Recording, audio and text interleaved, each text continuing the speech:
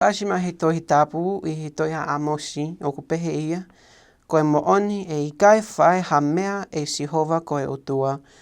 Kai ta e whakaha ia ki hene kao tamai o eki koe kao palofita.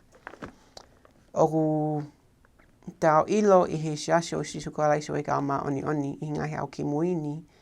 Oku te tono ke ia ha kao palofita I he mamani.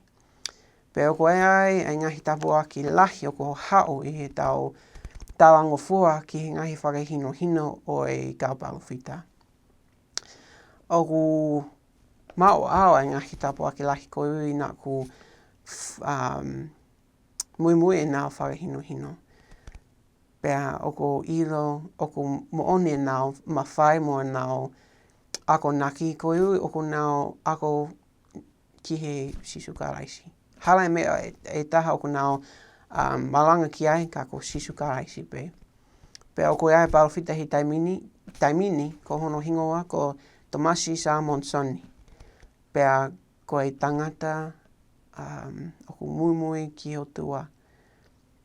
Pea ko e tangata oku muui whakakalaisi. Pea oku tui ki hene mawhai. Pea ko o ilo ko ia ko ha tamai weki o e o tua.